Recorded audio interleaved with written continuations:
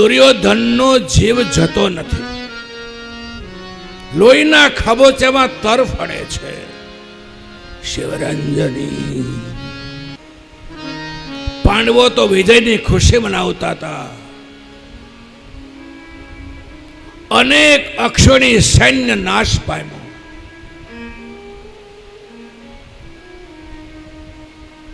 દાદા ભીષ્મ જેવા અનેક મહારથીઓ કાળના મુખમાં હોમાઈ ગયા. ભારત વર્ષની કરુણ ઘટના મહાભારત નું યુદ્ધ.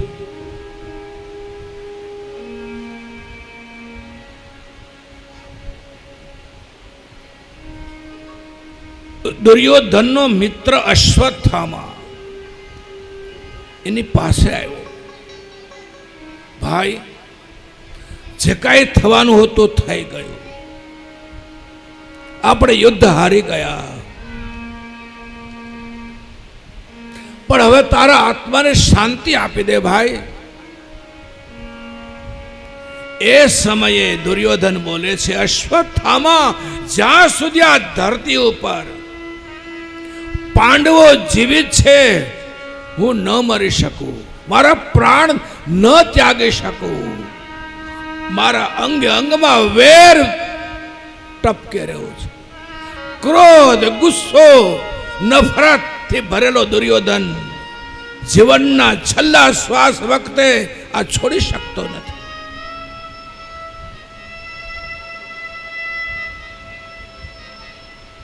અશ્વત્થામાએ પૂછ્યું, ભાઈ, તારી છેલ્લી ઈચ્છા કે હું પૂરી કરું?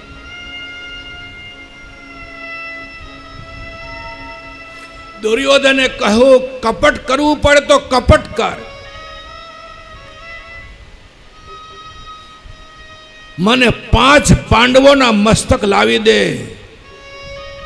મારી આંખ સામે 5 પાંડવોના મસ્તક જો, એમાં ભીમનું મસ્તક મારી ગોદમાં આપ, હું ચીમળી નાખું ને પછી મારા શ્વાસ જશે. જો તો ખરા, છેલ્લા શ્વાસ ભરતો દુર્યોધન વેરને છોડી શક્યો નથી. મેરે ભાઈ બહેન, વેરથી વેર શમતું નથી, વેરથી ઝેર વધે છે. અરે સંસારમાં જીવીએ છીએ, કોઈની સાથે નાના મોટા અણબનાવો થાય, એના મૂળિયાને ઊંડા ન જવા દો, થોડુંક મોટું મન રાખીને માફ કરી દો. આ દુનિયામાં ભૂલ કરે મોટો નહીં, માફ કરે મોટો.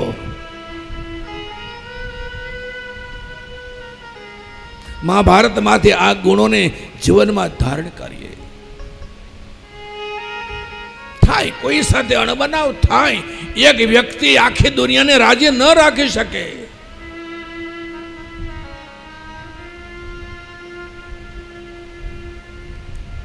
જીવનમાં સુખી થવાના 3 રસ્તાઓ શાસ્ત્રકારો કહે: કમ ખાવો, ગમ ખાવો, અને જરૂર પડે ત્યારે થોડાક નમ જાઓ. મરણ પથારીએ પડેલો દુર્યોધન વેર વૃત્તિને છોડી શકતો નથી. અશ્વત્થામા, મને પાંડવોના મસ્તક લાવી દે. એક મિત્રની ઈચ્છાને પૂરી કરવા માટે અશ્વત્થામાએ શસ્ત્ર લીધું હાથમાં. હા દુર્યોધન, હું તારો મિત્ર છું. મરણ પથારીએ પડેલા મિત્રની ઈચ્છાને પૂરી કરવા માટે લાવ, કપટ કરીને રાત્રિના અંધકારમાં 5 પાંડવોને મારી નાખો.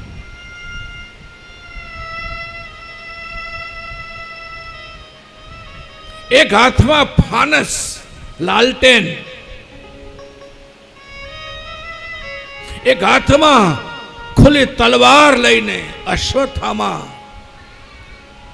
પાંડવોની છાવણીમાં પ્રવેશ કરે.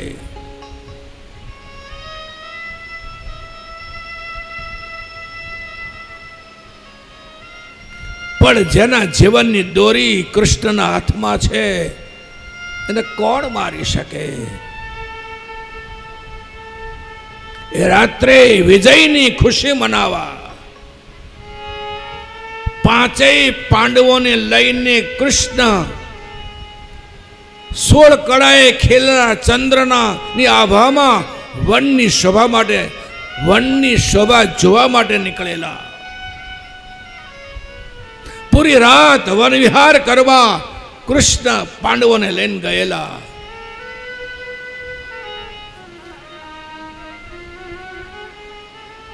પાંડવોની છાવણીમાં અર્જુન અને દ્રૌપદીના એ 5 દીકરાઓ, 18 વર્ષ, 20 વર્ષ, 22 વર્ષના એ યુવાન દીકરાઓ પાંડવોની પથારીમાં સુતાલા.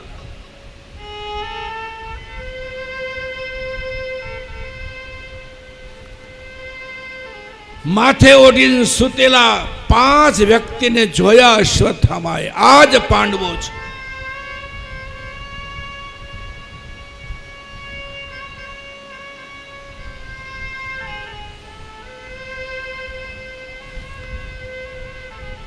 ધીમા પગલે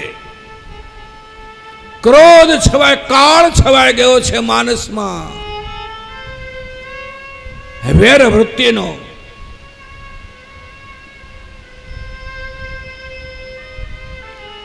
ઘા કરે તલવારનો. એક પછી એક પછી એક 5 પાંડવોને, પાંડવોના 5 સંતાનોને મરણને શરણ કર્યા. એક પછેડીમાં એ 5 મસ્તક લાવી એ લોહી નીંગળતી હાલતમાં અશ્વત્થામા દુર્યોધન પાસે આવ્યો. લે લે મિત્ર, આ તારી છેલ્લી ઈચ્છાને પૂરી કરી છે. આ તારા દુશ્મનોના માથા. અને દુર્યોધન હર્ષ ખેલો બની ગયો. વાહ મિત્ર, વાહ મિત્ર, તું મારો સાચો મિત્ર. લાવ મને ભીમનું મસ્તક લાવ, એને ચીમડી નાખું. ભગનોરુ દંડે, જેના ભીમની ગદાના પ્રહાર વડે કરી જેની જાંગ તૂટી ગઈ છે, એ દુર્યોધન ઉભો તો થઈ શકતો નથી.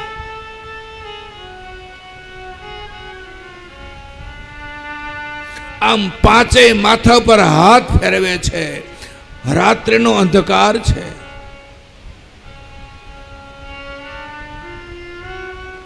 ભીમનું માથું શોધી રહ્યો છે દુર્યોધન.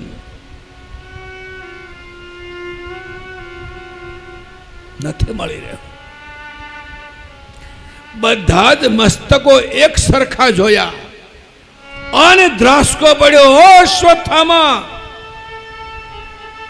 આ કોના મસ્તક લે આવ્યો?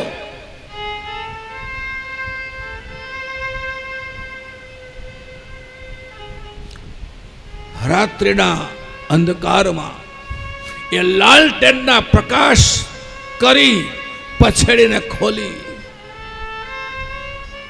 જોયો તો પાંડવના નહીં, પાંડવના 5 યુવાન દીકરાના મસ્તક જોયા.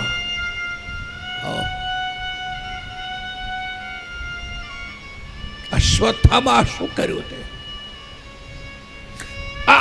તે અમારા કુળનું નિકંદન કાઢી નાખ્યું. આ સમય જે દુર્યોધન બોલ્યો છે ને, એક વાક્ય બોલ્યો પણ આપણને માન થાય. હે અશ્વત્થામા, મારે વેર મારા ભાઈઓ સાથે હતું, ભાઈના દીકરા સાથે નહીં. અશ્વત્થામા, મારા કુળમાં તો એક દીકરો બચ્યો નથી, એક માણસ બચ્યો નથી. કાલ સવારે અમારા મૃત્યુ પછી અમારા ભાઈના દીકરાઓએ આડે હાથે ખોબો અંજલિ આપી હોત ને તો અમને ગતિ થાત. તે એને મારી નાખ્યા. દુર્યોધનનો આંખ વિચાઈ ગઈ, પ્રાણ પંખેરો ઉડી ગયો. દુર્યોધન એક વરદાન હતું. શોક અને હર્ષ એક સાથે થાય ત્યારે જ એનું મૃત્યુ થાય. હર્ષ અને શોક સાથે થયા. પાંડવોના મસ્તક લાવ્યા, સમાચાર સાંભળતા હર્ષ આનંદ થયો. બીજી જ ક્ષણે શોક થયો. હર્ષ અને શોક એક સાથે થયા અને વરદાન પ્રમાણે દુર્યોધનનું મૃત્યુ થયું.